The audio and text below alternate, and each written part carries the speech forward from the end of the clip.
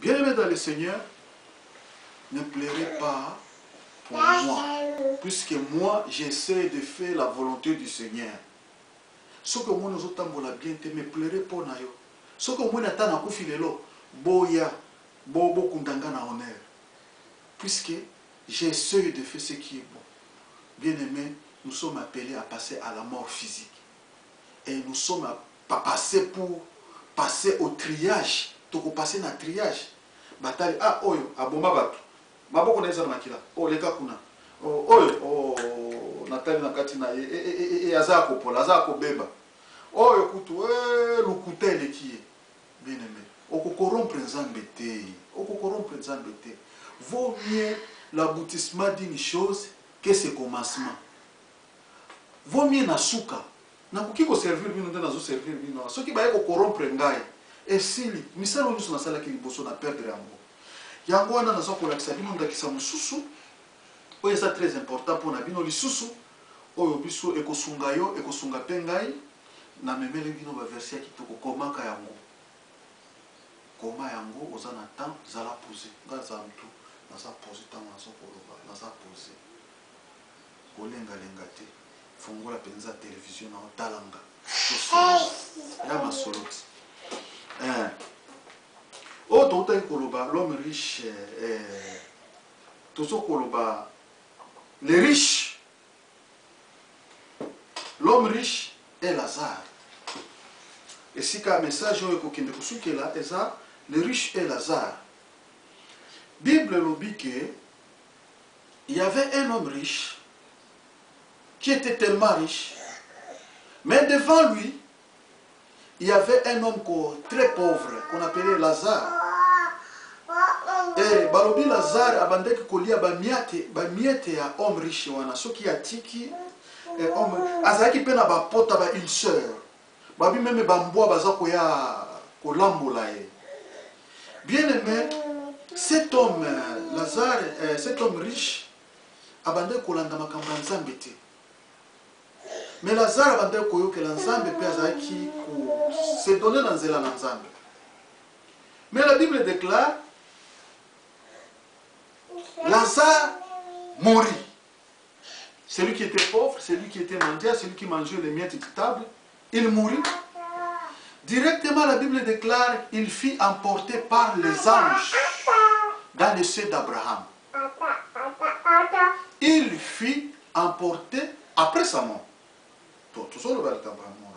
Après sa mort, il fut emporté par les anges. Bien aimé, bako saote. Ce qui pensa oui na yo eza oui et pas ya Nzambe.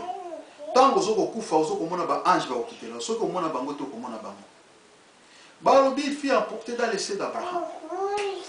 Et les riches mourirent, les riches qui étaient qui se basaient de ce bien matériel ici sur la terre. Yepé akufi. Balobi il fut enseveli. Voici les deux différences. Mourir emporté par les anges et mourir et être enseveli directement. Et il se retrouva dans l'abîme. À se retrouver dans katina abîme, na katina mozindo, na katina mboka molili, na katina mboka oya za souffrir, na katina mboka ya moto, na katina mboka oya babengi enfer. L'enfer existe, l'enfer existe, existera pour toujours. Et que la vie éternelle existe, c'est ce qu'on appelle le chemin du paradis. Ce qui est la bien, Moïbi même si la croix, il a dit que Seigneur, souviens-toi de moi, le jour que tu seras dans le paradis. Et l'Éternel lui a dit, aujourd'hui, tu seras avec moi dans le paradis. Puisque bien aimé, Tango Mutoyo a commis emporté dans l'abîme, Balobi, il regarda en haut, Amoni Abraham. Abi Père Abraham.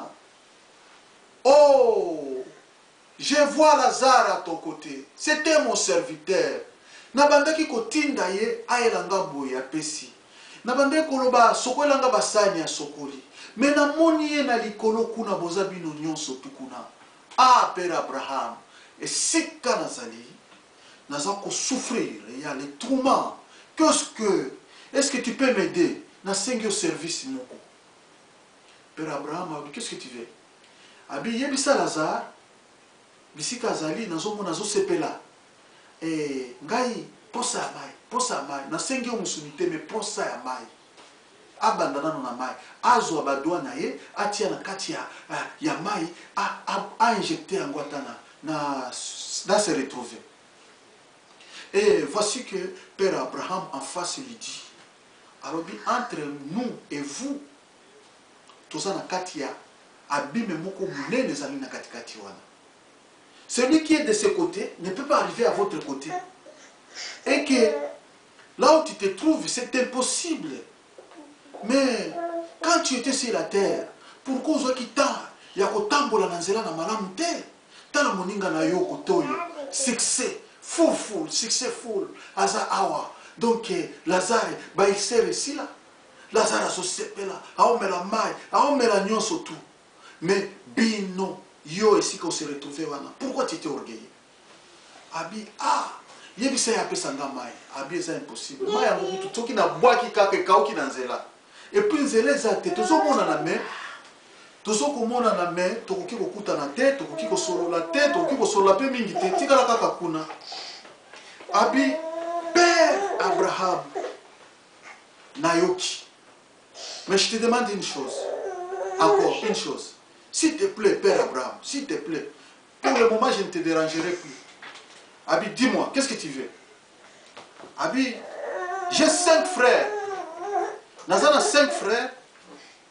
Oyo pesa bazana kati na banzela mabe. Oyo ngana bande ko sala bango pi baza ko sala.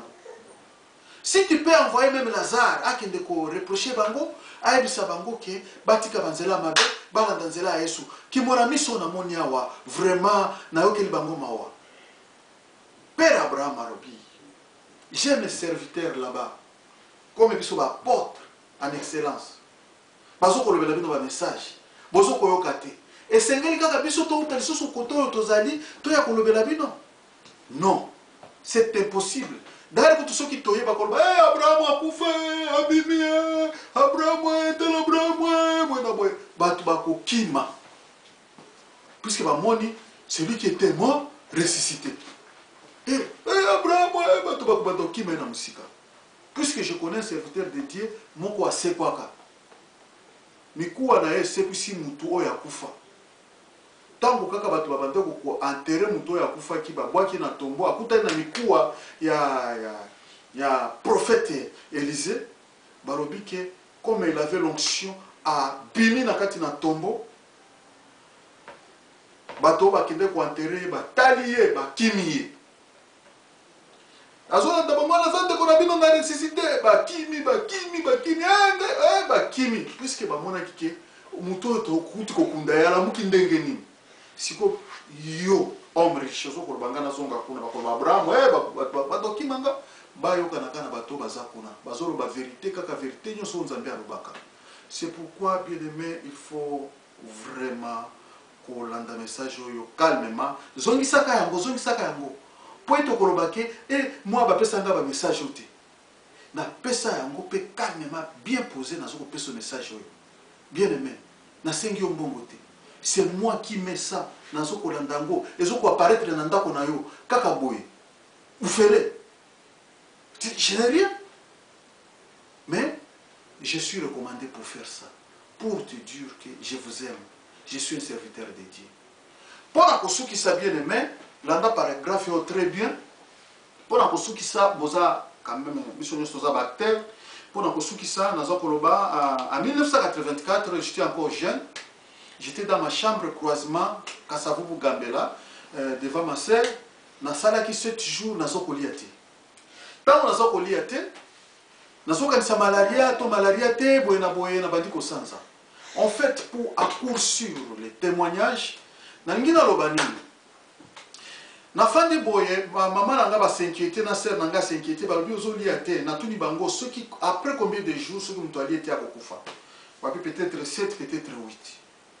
Bien aimé, na fanda ki boye, na fandi ndenge na fandi boye na bandi kolela. Na obanga liwa puisque na yeba ki penza muzindo ya makamba mote. Bien aimé, na sentir ba paupière na ngai oye komi scellé. Et kangami na gangi na bien na kufi